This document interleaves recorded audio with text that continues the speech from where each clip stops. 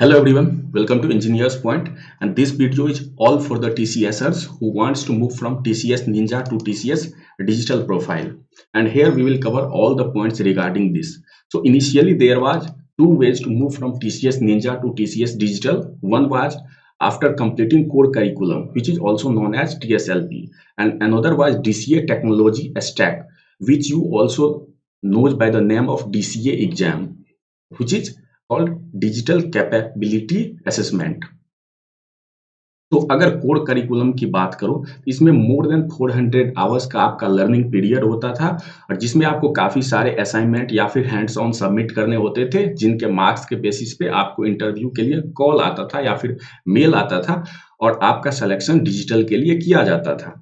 लेकिन वहीं पे अगर डीसीए की बात करें तो इसके लिए आपको कोई भी कोर्सेस नहीं करने होते थे और डीसीए एक तरीके का एग्जाम होता था 1 आवर्स एंड 50 मिनट्स का, जिसमें आपको 4 सेक्शंस कंप्लीट करने होते थे। पहला सेक्शन आपका होता था इंग्लिश, रीजनिंग, मैथ और चौथे सेक्शन की बात करें तो आपको एक लैंग्वेज जो कि कोई भी पॉपुलर टेक्नोलॉजी से रिलेटेड है उनको ऑप्ट करके रियल लाइफ प्रॉब्लम्स एक सॉल्व करने होते थे, जिसमें काफी सारे जो कि कॉमन लैंग्वेजेस यूज होते थे वो आप स्क्रीन पे देख सकते हो। जावा, पाइथन, डॉटनेट, सी या मेन फ्रेम या ऐसे और भी लैंग्वेजेज या टेक्नोलॉजीज होते थे।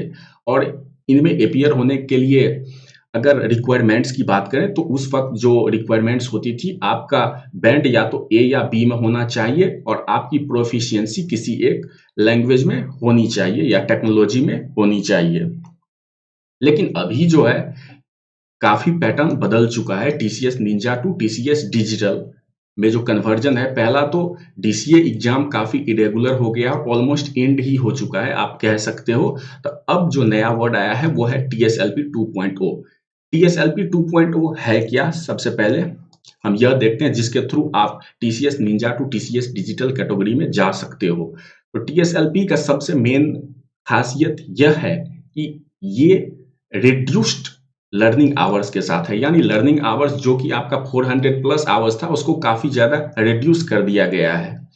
और साथ ही साथ अगर आपको प्रोफिशिएंसी है किसी पर्टिकुलर कोर्सेस में या फिर किसी टेक्नोलॉजी में तो आप उसको स्किप भी कर सकते हो, यानी कि आप डायरेक्ट असेसमेंट दे सकते हो और अगर आप उस असेसमेंट को क्लियर कर लेते हो तो आपका कोर्स कंप्लीट माना जाएगा, जो कि इनिशियली टीएसएलपी में ऐसा नहीं होता था।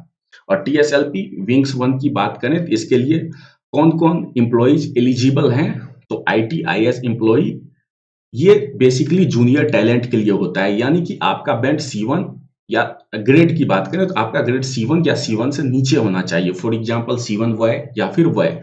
और ये 0 to 3 इयर्स ऑफ एक्सपीरियंस जिन भी एम्प्लॉय के पास होता है वो इसमें अपियर हो सकते हैं।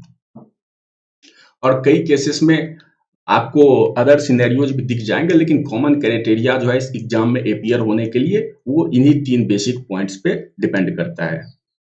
और विंग्स 1 कई ऐसे एम्प्लॉइज भी होते हैं जो कि नहीं दे सकते हैं, तो ये आपको लिस्ट दिख रही होगी कौन कौन नहीं दे सकते हैं। फॉर एग्जांपल कंटेंट राइटर्स, बीज स्किल्स फैकल्टी, बीकॉम या एमकॉम एम्प्लॉय, डिप्लोमा होल्डर्स या फिर एडमिन जो कि नॉन टेक डिपार्टमेंट्स देखते हैं।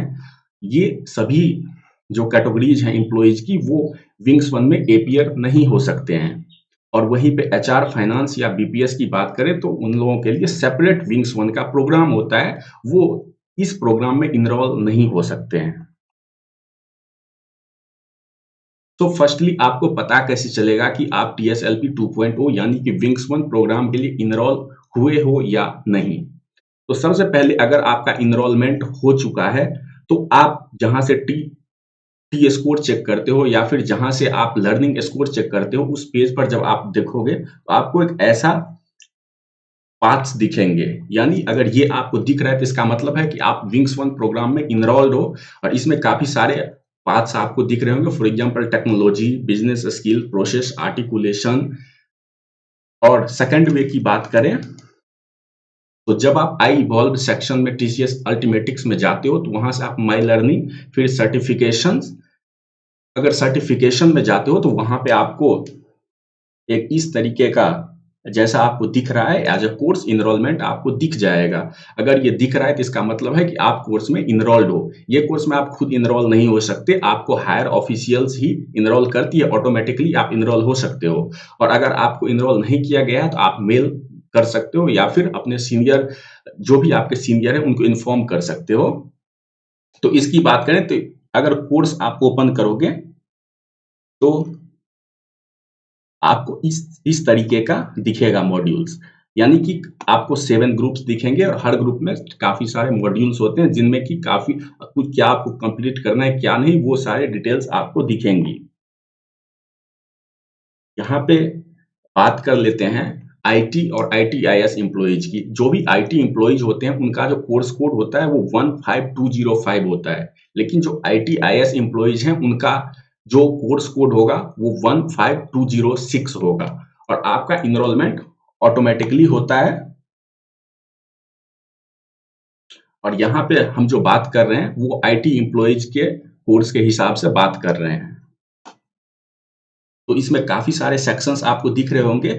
हम हर एक सेक्शंस को सेपरेटली देखते हैं। पहला तो सेक्शन आपका इंट्रोडक्शन मॉड्यूल है, जो कि बाकी सारे मॉड्यूल्स का इंट्रोडक्शन है और काफी छोटा मॉड्यूल होता है, तो इसमें आपको दिक्कत नहीं आएगी। और सेकंड की बात कर लेते हैं।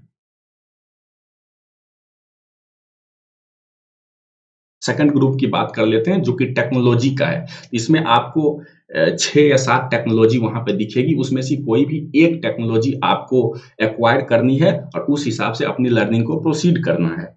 और अगर आप किसी भी टेक्नोलॉजी को ओपन करते हो तो आपको वहां पे 3 पाथ दिखेंगे, पाथ 1, पाथ 2 एंड पाथ 3। तो पाथ 2 और पाथ 3 जो है इसमें लर्निंग कंटेंट नहीं या फिर बहुत ही लिमिटेड है और वो बेसिकली एक्सपीरियंस्ड एम्प्लॉइज के लिए है। लेकिन जो भी फ्रेशर्स हैं उनको पाथ 1 फॉलो करना चाहिए ताकि आपकी लर्निंग भी हो और साथ ही साथ आप असेसमेंट में एपियर होने के लिए पूरी तरीके से तैयार हो सको।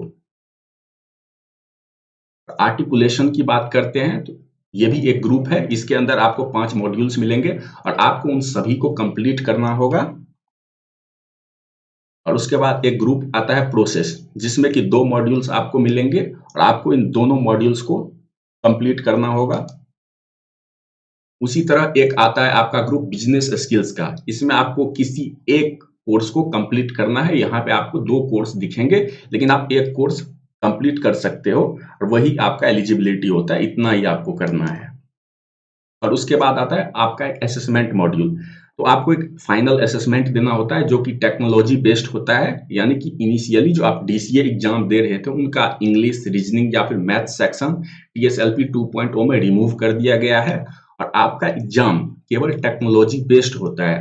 और डीसीए एग्जाम्स की डेट्स की बात करें तो ये आपको मेल पे सेंड किया जाता है या फिर आप नोमी कम्युनिटी से भी इसे चेक कर सकते हो।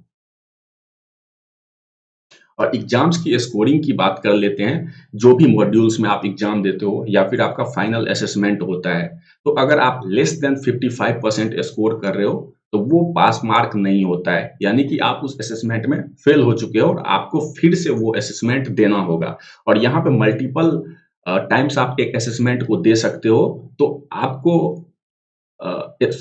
आपकी ये प्रायोरिटी होनी चाहिए कि आप मैक्सिमम मार्क्स ऑब्टेन करो, ये ना देखो कि आप 1 या 2 अटेम्प्ट में ही एग्जाम क्लियर कर ले रहे हो।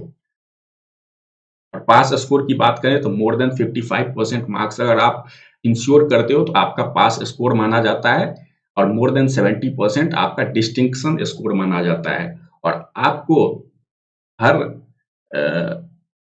हर असेसमेंट की बात करूं तो आपको मोर देन 70% स्कोर करना होता है, तभी आपको इंटरव्यू के लिए कॉल आएगा। मतलब कि आपका परफॉर्मेंस जो होना चाहिए इस पूरे करिकुलम में डिस्टिंक्शन लेवल का होना चाहिए, तब आपको इंटरव्यू के लिए कॉल आते हैं। और आप मल्टीपल अटेम्प्ट्स दे सकते हो किसी भी असेसमेंट में, तो आपको ये नंबर ऑफ अटेम्प्ट्स काउंट नहीं करने और इनको कोई वैल्यू भी नहीं दिया जाता है हायर ऑफिशियल्स की तरफ से।